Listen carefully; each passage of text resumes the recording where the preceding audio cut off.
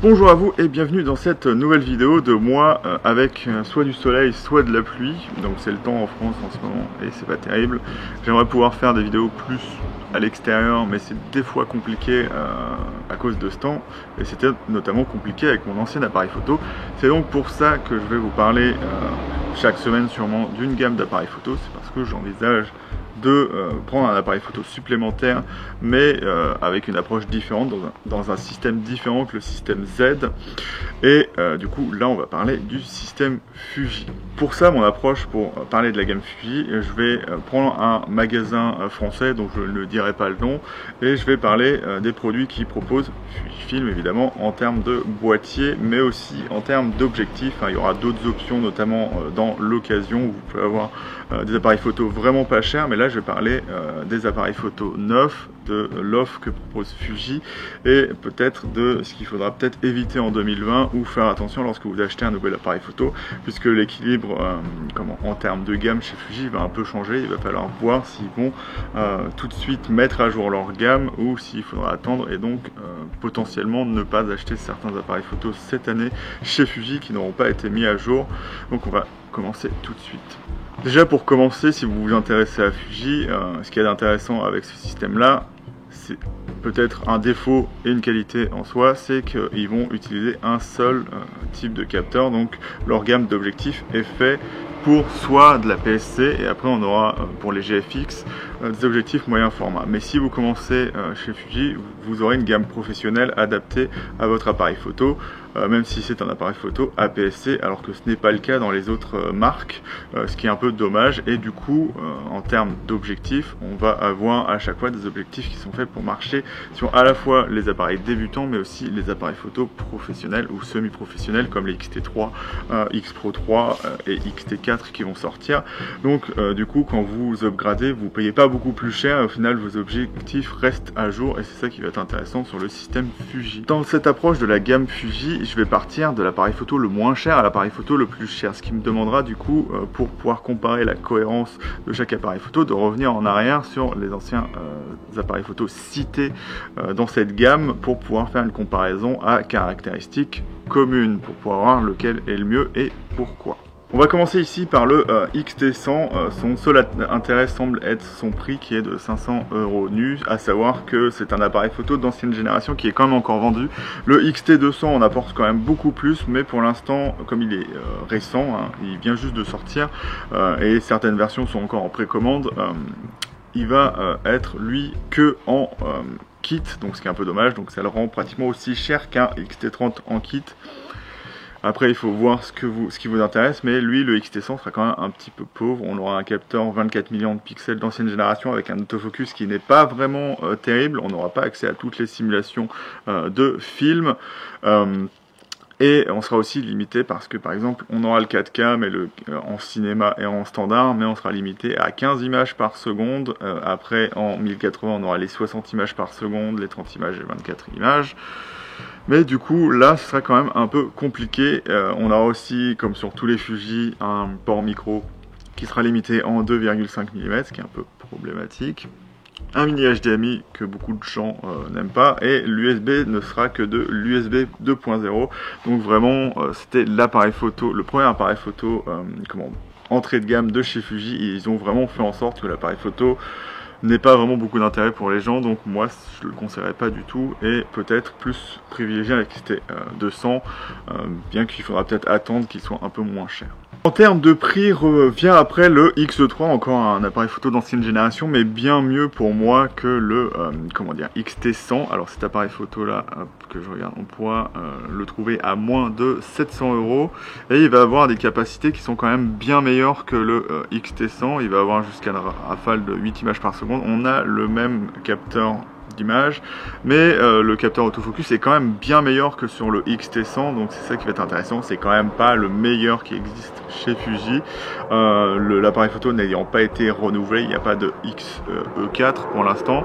On reste évidemment du coup, comme je l'ai dit, sur le capteur d'ancienne génération 24 millions de pixels, mais on va avoir des choses intéressantes comme la possibilité de faire du 4K. En termes de vidéo, ce qu'il va avoir d'intéressant, c'est qu'il va pouvoir faire de la 4K cinéma et de la 4K standard jusqu'à 30 images par seconde, donc en acceptant les 25 et les 24 images, et en 1080 on aura les mêmes capacités que le XT100, ce qui est vraiment plutôt pas mal. On n'a pas de mode ralenti sur cet appareil photo, comme c'est arrivé dans la dernière génération chez Fuji, et là on n'a pas ça du tout ici, donc ce qui pourra peut-être être un peu dommage, mais pour moi le principal problème ça reste que c'est un appareil photo que je trouve assez cher par rapport à d'autres produits de la gamme qu'on va voir tout de suite. Le nouvel appareil photo dont on va parler ici, c'est le XT200, donc ça reste quand même l'entrée de gamme, mais pour l'instant comme il n'est pas proposé nu, il est quand même plus cher même que le X3, et du coup il sera proposé à moins de 900 €, moins de même 850 €. Je veux pas donner des prix exacts parce que suivant l'endroit où vous allez le trouver,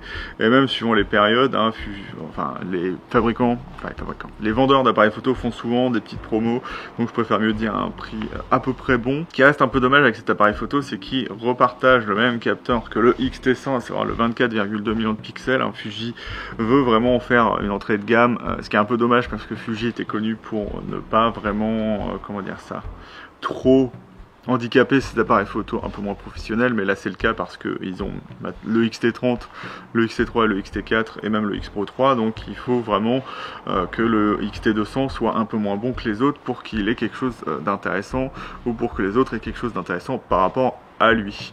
Ce qu'on va avoir d'intéressant sur le XT200, c'est qu'on va avoir un autofocus qui va être amélioré, et du coup il sera parfaitement utilisable.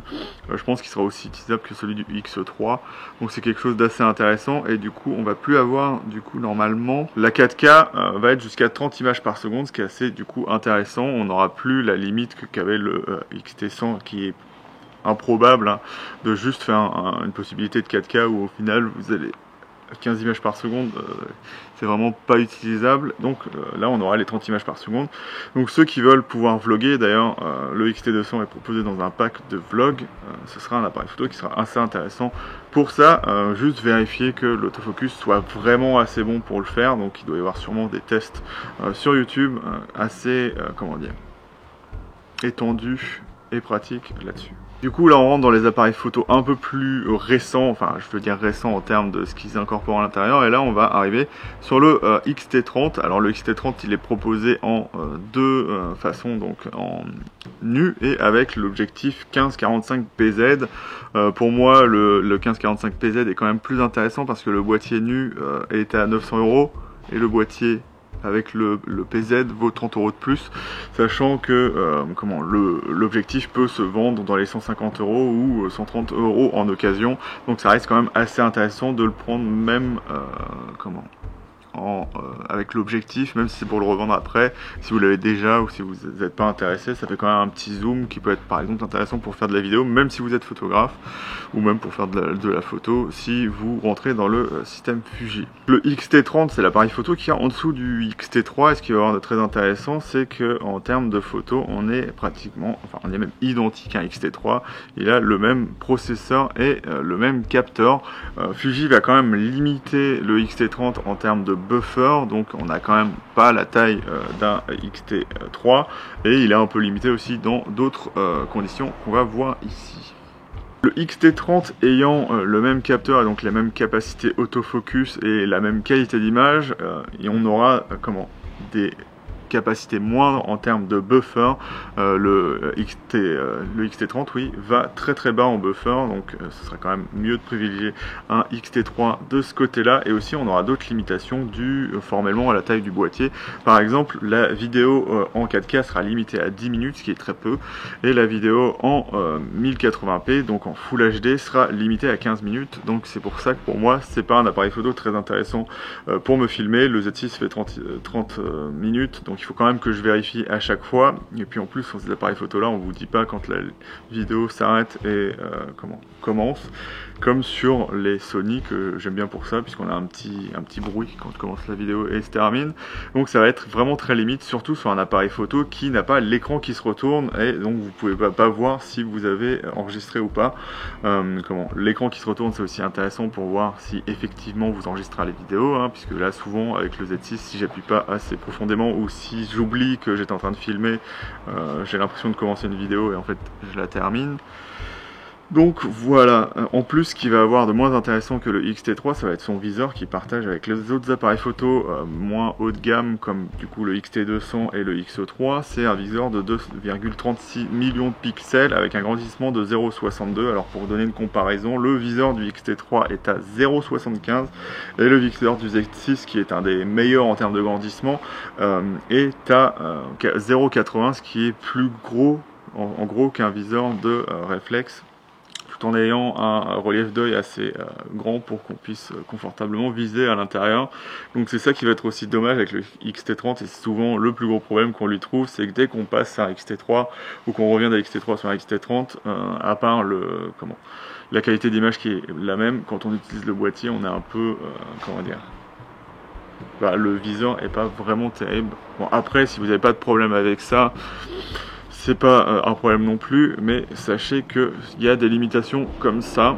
Sur cet appareil photo, en termes de prise, on aura enfin de l'USB type C. On aura une sortie HDMI micro, comme sur tous les Fuji qui existent. Alors, tous les professionnels râlent là-dessus, puisque c'est des prises qui vont facilement casser. Donc, une fois que vous avez cassé votre HDMI, c'est quand même un peu problématique. À savoir que sur le Z6, par exemple, il y a un HDMI full size.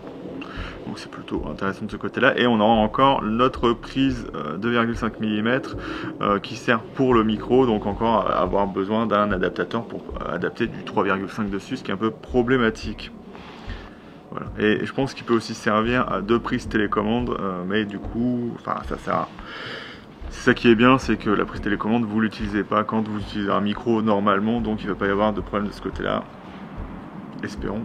Le prochain appareil photo dont je vais parler, c'est le X-H1. Donc, il aura peut-être sa mise à jour bientôt, mais ça reste quand même un appareil photo d'ancienne génération. Donc à l'époque, il était vraiment super. C'était le premier Fuji à avoir une ergonomie type réflexe, donc quelque chose d'assez intéressant. Mais il aura du coup le capteur d'ancienne génération. Ce sera aussi le premier à embarquer la stabilisation. Encore une fois, c'est pas la meilleure stabilisation qui existe. C'était un premier essai pour Fuji et c'est pas forcément la chose la plus intéressante du monde. Ce que va avoir aussi d'intéressant le boîtier, c'est une rafale à 11 images par seconde qu'il a ensuite transmis au X-T3, donc c'est le même obturateur. Ce qui va avoir aussi d'intéressant, c'est avoir la capacité de faire du 4K, mais il sera aussi limité que le X-T30, il aura 5 minutes de plus, donc en fait on va avoir la limite que le X-T30 aurait en Full HD en 4K sur le X-H1, et la 1080p est elle limitée à 20 minutes, ce qui reste pas terrible, et donc c'est assez dommage pour le X-H1 de ce côté là. Par contre, ce qui va aussi y avoir d'intéressant, c'est que c'est le premier avant le X-T3 à avoir le nouveau viseur 3,69 millions de pixels, donc la dalle c'est la même que vraisemblablement celle du EOS R et du Nikon 7.6, mais le grandissement sera de 0,75, donc l'optique derrière sera un peu différente que celle des Nikon et des Canon, évidemment, puisque c'est Fuji qui va faire ça. Donc c'est quelque chose d'assez intéressant de ce côté-là. Après, du coup, il va y avoir des trucs qui sont un peu problématiques. C'est un appareil photo qui peut quand même être intéressant aujourd'hui. Il est proposé à moins de 1300 €, donc moins cher que le X-T3, mais bon, c'est un appareil photo d'ancienne génération. Ce qui va avoir aussi de problématique, c'est que même si c'est un appareil photo avec un grip plus grand, style réflexe, il va quand même avoir la même batterie qui est un peu faiblarde. Il y a des gens qui disent qu'elle est très bien, mais c'est quand même mieux d'embarquer plus. Dans tous les cas, un appareil photo avec plus de batterie serait quand même plus intéressant qu'un appareil photo avec moins de batterie, donc c'est pas un argument de dire qu'on peut en acheter plusieurs. Et surtout, en fait, l'appareil photo a quand même des qualités. 24 millions de pixels, ça reste très bien. Avec le X-Trans, ça reste quand même assez intéressant. Il a quand même été mis à jour assez souvent, sauf que le problème, c'est que le processeur est assez limité sur l'appareil photo, et apparemment, c'est pas, comment dire ça, c'est pas sans problème avec le X-H1. Apparemment, il serait sujet à des crashs qui est assez problématique et qui ont souvent dû être corrigés, et donc il sera quand même assez limité par rapport au X-T3, même si Fuji a fait en sorte qu'il évolue quand même avec le temps. Donc pour moi, c'est un appareil photo que je ne conseillerais pas forcément, sauf si vous voulez un appareil photo qui en occasion peut être vraiment pas cher, on peut le trouver à moins de 700 €, ce qui est quand même assez intéressant de ce côté-là, mais il faut savoir qu'il faudra s'habituer à des choses comme une stabilisation qui est vraiment pas bonne en vidéo, une stabilisation en photo qui est correcte. Je dis stabilisation qui n'est pas bonne en vidéo parce que les grands angles ne marchent vraiment pas avec cette stabilisation. La nouvelle stabilisation du X-T4 sera différente, donc il faudra voir si c'est mieux ou pas.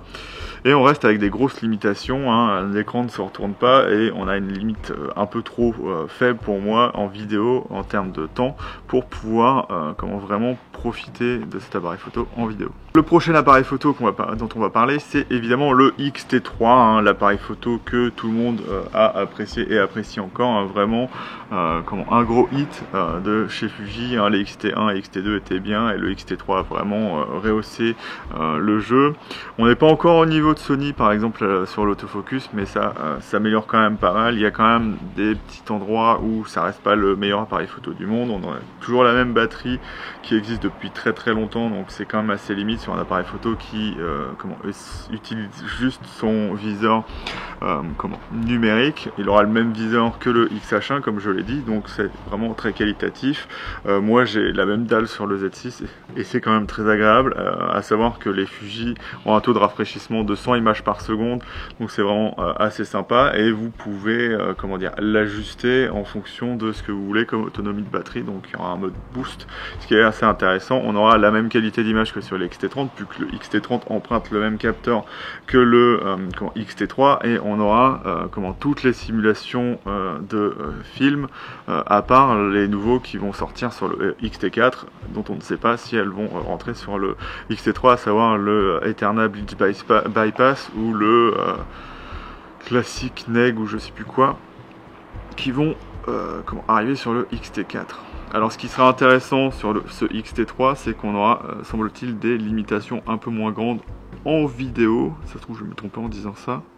Le X-T3 aura des moins grandes limitations que à la fois le XH1 et que le XT30, mais bon, on reste quand même très proche, hein. Le XT30 c'est 10 minutes en 4K, le XH1 c'est 15 minutes en 4K, le XT30 c'est 20 minutes en 4K. Il semble que le XT4 ait encore la même limitation de 20 minutes en 4K. Ce qui est encore une fois peut-être un petit peu problématique, mais si ça peut éviter à l'appareil photo de partir en flamme. Ce qui aurait été bien, c'est d'ajuster ces limites au type de format utilisé. Bon, le X-T3 utilise que du MOV, alors qu'il faudra voir avec le X-T4, puisqu'il est censé pouvoir utiliser du MP4, alors peut-être que... Ah bah non, peut-être pas, puisque plus le format est compressé au final, plus votre durée d'enregistrement devra être plus faible, puisque l'appareil photo travaille plus, donc il chauffe plus, donc c'est moi qui me trompe de ce côté-là. Donc du coup, le X-T3, pour rappel, il aura une limite de 20 minutes en vidéo 4K et de 30 minutes, donc la chose habituelle, 29,54 minutes en vidéo Full HD et HD. Malheureusement, par rapport au XH1, on n'a pas de stabilisation sur le capteur du X-T3, sûrement parce que l'appareil photo était trop petit pour l'embarquer, puisqu'on reste sur le même châssis que le X-T2 et que le X-T1, mais ils ont fait un effort en proposant un nouveau capteur et en proposant un nouveau système autofocus et en proposant une très grosse amélioration en vidéo avec plein de formats assez intéressants. On aura jusqu'à du H265, donc des choses qui vont faire exploser votre ordi. Ça semble être plus dur que même que du 8K en H264. Donc il faut voir ce que ça donne si vous voulez faire du H265. Et on aura souvent un bitrate qui sera bien meilleur que sur les autres appareils photo, à savoir que là on est sur 400 mégabits par seconde. Je crois que c'est ça. Puis voilà. Donc c'est aussi pour ça qu'on aura des limitations, hein. C'est que la qualité étant supérieure, l'appareil photo travaille plus. Et c'est un peu problématique pour ça. Et on travaille aussi en 10 bits, j'allais dire 10 bits. Donc on a une profondeur des couleurs qui sera un peu meilleure qu'en 8 bits. Mais pour que vous voyez ça sur YouTube, c'est un peu problématique. C'est un peu compliqué. Il y aura bien évidemment pas l'écran qui se retourne non plus, donc ça reste quand même un peu compliqué de ce côté-là. parce que on est quand même limité à 20 minutes en 4K, donc il faudra faire attention à son temps d'enregistrement. Donc moi, ce que je fais là, je suis dans le Z6 et des fois je regarde derrière qu'il enregistre toujours, et des fois j'ai la mauvaise surprise de voir que l'iris se referme quand l'appareil photo se met en veille, et je suis pas content. Alors là, on va arriver dans les deux qui me font hésiter. Bon, il y en a un qui n'est pas encore sorti et l'autre, c'est pas vraiment c'est pas vraiment par son utilité qui me fait de l'œil, mais vraiment par sa sensualité, on va dire ça.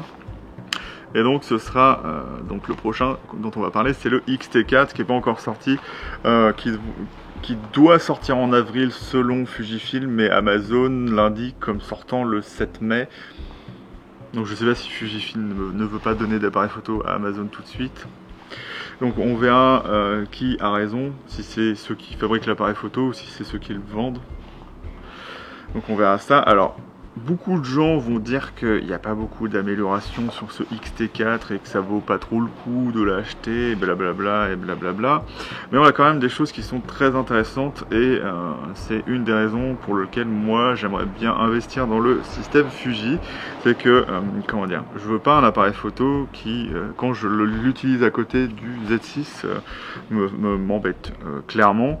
Donc je veux des capacités qui soient au moins similaires tout en ayant un prix qui soit peut-être un petit peu plus doux, hein, bien que le Z6 aujourd'hui soit pratiquement au même prix que cet appareil photo quand il sera sorti, hein. Après on va voir les fluctuations de prix, mais du coup je voulais un appareil photo qui ait un format que je puisse utiliser peut-être plus facilement pour faire de la photo au téléobjectif, donc peut-être un format APS-C du coup. Et ce Fuji m'intéresse de ce côté-là pour tout ce qu'il apporte de plus que le X-T3, donc on va parler de ça tout de suite. J'en ferai peut-être une vidéo un peu plus complète sur ça. Donc en termes de fiches techniques, non, fiches détaillées, oui, parce que là où je suis, je vous saurai peut-être où je suis parce qu'il y a deux onglets et ils disent des trucs un peu bizarres chacun. Hop, donc on aura le même capteur que sur le X-T3. Bon, évidemment, ce que dit Fuji, c'est qu'ils l'ont un peu amélioré. Je pense pas que ce soit si flagrant que ça, hein. On verra ça quand on le verra. Tac. Donc ce qui va être vraiment intéressant comme capacité supplémentaire qu'il va avoir par rapport au X-T3, c'est la stabilisation 5 axes, qui est censé apporter jusqu'à 6,5 stops de stabilisation. Donc moi je trouve ça très intéressant, notamment en photo, hein, parce que si vous le savez pas, les stops en vidéo c'est plus ou moins, ça ne veut absolument rien dire, mais en photo ça va permettre de pouvoir faire des photos quand même à des des vitesses très faibles. Et moi c'est très pratique quand je veux faire de la photo à main levée, quand il fait assez sombre, notamment si je veux pouvoir utiliser les optiques Fuji plus compactes et avec une ouverture moins grande. Moi je déteste les gros objectifs, c'est aussi pour ça que Fuji m'intéresse aussi, pour ces petits objectifs. Donc on aura un nouvel autofocus, donc c'est le même capteur mais c'est pas le même autofocus, donc peut-être c'est pour ça qu'ils ont dit qu'ils allaient l'optimiser. Après, ce qui est un peu problématique sur les capteurs d'hybride, c'est que, faire un nouveau capteur autofocus veut pas dire qu'on ait des meilleures performances. C'est ça qui est un peu problématique, c'est que comme on prend des collimateurs de phase, donc des pixels sur le capteur, on va forcément un peu perdre en définition et peut-être un peu perdre en lecture en fait, puisque il faut faire comprendre à l'appareil photo comment lire le capteur d'une autre manière, ce qui n'est pas forcément gagné à tous les coups. Donc on peut peut-être perdre en dynamique ou les trucs dans le genre, puisque la dynamique c'est pas forcément dû au fait que ce soit de l'APS-C, c'est plus un compromis avec ce que peut faire le processeur en termes d'ISO et tout ça. C'est pour ça qu'en général les APS-C ont moins de dynamique, c'est plus tous les calculs qu'il a à faire pour extraire des meilleurs ISO de pixels qui sont, de photosites qui sont plus petits dans un capteur. Donc c'est un peu plus compliqué. Ce qui sera aussi intéressant sur ce X-T4, c'est que pour un APS-C, il va avoir une rafale de 15 images par seconde. Sur un APS-C, c'est du jamais vu. Ouais, je crois. Je crois que le A6600 ne fait pas autant. Attends, je vais regarder ça tout de suite. Ce qui est assez marrant sur le site, c'est que je suis sur un téléphone et en fait quand il a des problèmes, il me dit de recharger la page avec F5. Bonjour l'optimisation. Donc Oui, je suis allé voir le Alpha 6600 et c'est 11 images par seconde qui fait, donc en gros il est comme Canon et Nikon en fait, il a essayé de rattraper Fuji en faisant 11 images, mais Fuji est plus 11 images, il est à 15 images par seconde, donc c'est du jamais vu en APS-C. C'est bien évidemment, si vous prenez le réflexe qui s'appelle le 1DX Mark III et qui fait 16 images par seconde, donc il a une image par seconde de plus, en plus il a un miroir, ce qui est un peu plus compliqué, mais c'est quand même une performance pour un appareil photo APS-C, voilà, puisque souvent les fabricants ne font pas l'effort de faire ça, donc c'est quand même assez bien, et en plus, quand son cycle sera amélioré pour aller jusqu'à 300 000 photos, donc normalement ça va être quelque chose de professionnel, et donc souvent on constate que les obturateurs qui sont faits pour résister plus longtemps résistent bien plus longtemps que 300 000 photos, hein, à savoir que j'ai déjà vu des appareils photo Nikon D4 par exemple qui avaient 1 million de photos, voilà, mais qui veut acheter ça en fait? Mais c'est ça qui va être intéressant de ce côté-là, c'est qu'on va pouvoir avoir ça. Donc du coup on aura l'écran orientable, ce qui va être assez intéressant pour pouvoir à la fois se filmer et se filmer. Après c'est vrai qu'en photo ça reste quand même un peu compliqué parce que c'est un compromis qu'il faut faire, parce que beaucoup de gens qui font de la vidéo disent que l'écran qui s'oriente à l'arrière n'est pas pratique, mais par exemple pour faire de la photo de nuit et si vous voulez pas tout le temps être accroupi, c'est quand même bien d'avoir un écran qui se relève et qui est tactile, alors que là du coup soit vous le cachez, c'est ce qui peut être intéressant aussi de le cacher, parce que vous prenez des photos et vous n'avez pas besoin de regarder l'écran arrière, ce que je trouve aussi intéressant, ce qui est une faculté d'un autre appareil photo de la gamme de Fuji, donc qu'on verra après. Mais du coup, si vous voulez faire de la photo, avec l'appareil photo sur un trépied et incliné, ou dans la rue et incliné, on verra tout de suite que vous faites de la photo, ce qui est un peu problématique. Et après, il y a peut-être un petit problème, c'est que là, par exemple, sur le Z6, je suis en train de me filmer et je vois pas d'écran, donc je regarde l'optique, je regarde l'iris précisément.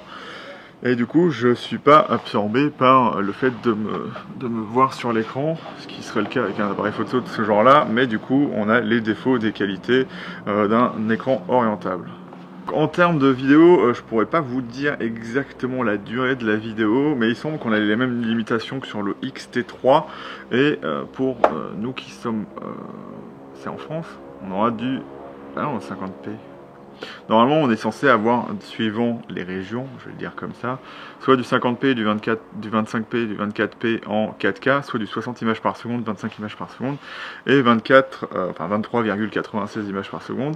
Et en Full HD, le ralenti sera à 200p, soit 100p, soit 50p, soit 25p, soit 24p, ou sinon, ce sera 240, 120 et 60. En plus du 25 et du 24. Je ne sais pas si c'est possible de changer directement du NTSC au PAL, puisque c'est ça la différence entre les deux. On verra ça quand l'appareil photo sera sorti, hein, évidemment. Et donc cet appareil photo, c'est vraiment quelque chose d'assez intéressant de ce côté-là. On aura aussi une nouvelle batterie, qui est là. Je sais pas, la NPW235 contre la 126W ou 136, je sais plus. Et donc elle est pratiquement elle a un ampérage pratiquement 2 fois plus élevé que l'autre, donc ce qui permettra de tenir un peu plus longtemps, et ce qui est important, parce que comme on aura la stabilisation, par exemple le XH1, bien que ce soit un appareil photo plus typé professionnel chez Fuji, on avait des gros problèmes du côté de la batterie, parce qu'il fallait presque les dérouler en fait derrière l'appareil photo, et parce que avec la stabilisation on perdait au moins 80 photos, ce qui faisait vraiment pas beaucoup, hein, sachant que ce que disent les fabricants, c'est que voilà, ils disent 300 ou je sais pas combien d'images. Le Z6, j'arrive à faire beaucoup plus, mais suivant votre façon de prendre des photos, ça peut être un peu compliqué, hein. Je sais que je sais pas comment je fais moi par exemple, parce que moi, pour pas avoir de problème quand je le mets le Z6 à mon œil, l'écran, enfin le viseur s'éteigne, enfin il se met en veille, et j'ai mis une veille à 1 minute entière au lieu de mettre les 30 secondes habituelles, ou les je sais plus 10 ou 15 secondes, ce qui est vraiment chiant, hein, de toute façon. Donc je devrais perdre plus de batterie, mais au final je sais pas où je voulais aller avec ça. Ce que je voulais dire, c'est que la stabilisation, ça va quand même manger un peu de la batterie. Donc c'est pour ça que même avec 2 fois plus de batterie, on aura un peu moins que 2 fois la charge qu'on avait avec le XT3, mais ce qu'on peut constater, c'est qu'en général en utilisation c'est un peu plus élevé, mais si vous vous mettez à regarder vos photos ou à vraiment essayer comment dire, plusieurs cadrages différents, il y aura beaucoup moins de photos. Donc c'est un peu ça le problème de faire un comptage de photos. Des fois vous allez beaucoup plus vite pour prendre des photos, c'est une espèce de moyenne entre le temps de visée et la photo, donc on peut jamais anticiper combien de temps fera une batterie, mais ce qui est intéressant avec ça, c'est que vous ferez pratiquement un jour entier avec une batterie, ce qui n'était pas le cas avec les anciennes batteries clairement, de chez Fujifilm, suivant les appareils photo.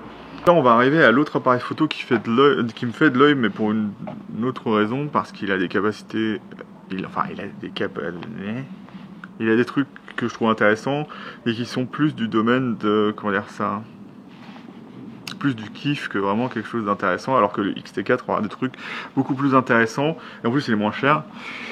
Donc voilà, le X Pro 1, c'est un appareil photo que je trouve très intéressant parce que déjà les rangefinder, je trouve ça très beau, donc ça c'est vraiment l'argument qui sert pas à grand chose. Mais ce qui va avoir d'intéressant, c'est avoir la capacité d'utiliser un viseur optique et du coup d'être un peu moins batterivore que les autres Fuji. Donc ça reste relatif, hein, vous n'allez pas gagner énormément en termes de batterie. Ce qui va être intéressant aussi, c'est qu'il offre une nouvelle approche, une autre approche de la photo, où vous ne regardez pas forcément vos photos, où vous restez juste dans le viseur, ce qui est plutôt intéressant. Donc l'écran s'ouvre d'une manière bizarre, ce qui pourra en rebuter certains, puisqu'il s'ouvre que vers le dessous, et que au niveau, pour utiliser en mode avec l'appareil photo au niveau du zizi. Voilà. En gros, et ça peut en rebuter encore une fois, je veux dire certains, parce que c'est une approche totalement différente de la photo, qui s'approche plus de ce qu'on peut faire avec Leica, et ça reste des appareils photo, je trouve quand même un peu cher pour ce qu'ils apportent, hein. Peut-être que c'est juste le viseur optique qui fait en sorte que ce soit vraiment un appareil photo très cher, et même la nouvelle façon de fabriquer l'appareil photo, à savoir que en termes de qualité, ce sera le meilleur Fuji qui existe, hein. Il est fait en titane, je crois, c'est ça, en partie en titane, notamment sur les parties visibles de l'appareil photo, et le reste sera en magnésium, et il sera fabriqué au Japon, donc ou il est fabriqué au Japon plutôt. Donc un appareil photo très très intéressant de ce côté-là en termes de fabrication, mais avec des choses qui sont plus de l'ordre du style, en fait. C'est plutôt un appareil photo de hipster. Ça m'arrive de l'être aussi un peu du coup, que vraiment un appareil photo qui sera très utile, hein. Alors, vous aurez la qualité Fuji sans problème, mais par exemple le viseur optique est limité à certaines utilisations. Par exemple, ce qui est dommage, c'est que utiliser le viseur optique, c'est plus simple avec un 23, un 35, jusqu'à limite un 50, mais si vous avez déjà utilisé un Leica, vous êtes réduit à des cadres dans le viseur, et si vous utilisez un téléobjectif, vous allez à peu près rien voir. Surtout que en plus d'avoir un cadre très petit dans le viseur, puisqu'on est très zoomé, on va avoir l'objectif qui va avoir tendance à prendre tout le cadre du viseur, hein, comme vous pouvez le voir, hein. Le viseur du X Pro 3, c'est une fenêtre dans un coin, et donc dès que l'objectif est un peu grand, eh ben, on le voit, et c'est quand même un peu dommage. Cette vidéo cependant ne se termine pas là, je devais un peu parler de la cohérence de la gamme en elle-même, et autant toute la gamme fait sens en termes d'objectifs et de possibilités d'utiliser des appareils photo, les mêmes appareils photo, plein d'appareils photo avec les mêmes objectifs, et donc avoir un appareil photo professionnel et pouvoir potentiellement utiliser la même optique que le non professionnel qui voudrait avoir une optique de qualité, ce qui est vraiment très bien. Mais cette gamme est quand même assez étrange, hein, qu'on parte du XT200 jusqu'au XT4. Il y a quand même certains appareils photo qui font quand même assez inutiles dans la gamme de chez Fuji, et on les prendrait plus pour des des curiosités que vraiment des appareils photo très utiles. Par exemple, aujourd'hui, quel est l'avenir du XT30, sachant que le XT3 va vraiment baisser en prix et que le XT4 sera à peu près le flagship de la marque. Ça donnera un peu moins d'espace au XT30, à part s'il est vraiment vendu moins cher, mais qu'est-ce que ça va faire au XT200? On aura juste la différence entre le XT30 et le XT200 d'avoir juste un écran qui se retourne pour vlogger sur le XT200, et le XT30 restera peut-être l'appareil photo potentiellement plus professionnel et à utiliser en photo de sport parce qu'il est complètement capable de ce côté-là, mais ça reste quand même quelque chose d'assez étrange. Donc à voir en termes d'évolution de prix, voir si par exemple un XT3 est quand même pas plus intéressant à partir du moment où le XT4 sera sorti par rapport à un XT30 et jusque par exemple le XH1 qui n'aura plus vraiment d'utilité, voir s'il y a un XH2 qui sort cette année. L'un des grands intérêts de Fuji cette année, à part le XT4, ce sera de voir ce que donne le 50 mm f1.0, donc ça donnera un 75 mm f1.0 tropicalisé, donc ce sera ce qu'il faudra voir là-dedans. Donc voilà, faites vraiment attention de ce côté-là. On aura vraiment le XT4 qui sera l'appareil photo à tout faire, qui ramènera, je pense, beaucoup de clients en plus chez Fuji, ce qui est vraiment assez intéressant, de photographes et de vidéastes chez Fuji. Reste encore peut-être pour les vidéastes souci des objectifs qui sont vraiment faits pour la photo, donc apparemment le XT4 un autofocus vraiment très rapide, mais qui dit très rapide, c'est pas vraiment le truc le plus, comment dire, visuellement intéressant pour la vidéo. Et après on aura le XT3 qui sera peut-être un appareil photo qui restera là pour seconder peut-être un XT4 pour les nouveaux arrivants dans le système Fuji, mais après les appareils photo un peu moins pro, ça reste quand même peut-être un peu plus problématique pour eux.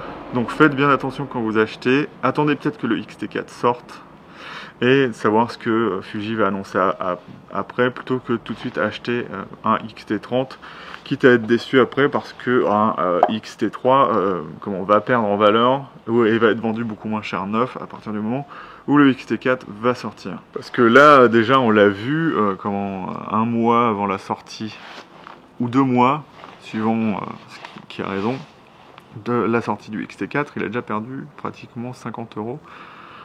Donc à voir, parce que pour moi, prendre un appareil photo à 900 plutôt qu'un appareil photo un peu plus cher, oui, ça reste quand même de l'argent, mais pour moi l'ergonomie du XT3 est quand même bien meilleure que celle du XT30, notamment dans le confort que vous aurez de viser, et c'est un appareil photo qui, comme il a encore le même capteur que le XT4, reste quand même intéressant. Alors moi, je considère encore aujourd'hui que le XT4 reste quand même quelque chose de plus intéressant que le XT3, hein. Mais ça reste quand même un très bon appareil photo, le XT3. Comme je pourrais encore parler des heures de ce sujet, je vais quand même peut-être m'arrêter là, quitte à refaire une vidéo sur le XT4 après et voir vraiment ce qu'il a de supérieur au XT3 et essayer de faire taire tous ceux qui disent que n'achetez pas de XT4. C'est vraiment des vidéos faites pour, comment dire ça, pour engranger des vues et voilà, enfin, c'est un peu chiant pour moi de dire oui mais machin, il est moins cher et trucs. Pour moi le XT4 c'est vraiment quelque chose de beaucoup plus intéressant en termes de ce que ça va apporter pour le futur à Fuji que juste le XT3 qui restait quand même s'il avait ses améliorations, à avoir quelques choses clés, caractéristiques clés qui n'étaient pas forcément au niveau de la concurrence. Et donc là c'est chose faite, on a un appareil photo beaucoup plus polyvalent par rapport à tout ce qui va sortir en 2020. Après il faudra voir ce que donne le R5, mais il n'est pas encore sorti et pour moi ce sera quand même un petit peu, je pense, un appareil photo qui va énerver certaines personnes. Mais bon voilà, bon, je vais m'arrêter là.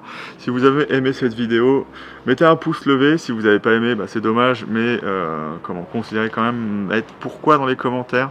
Ce sera quand même assez intéressant. Puis je vous dis salut et à bientôt dans Goupil Photoméra.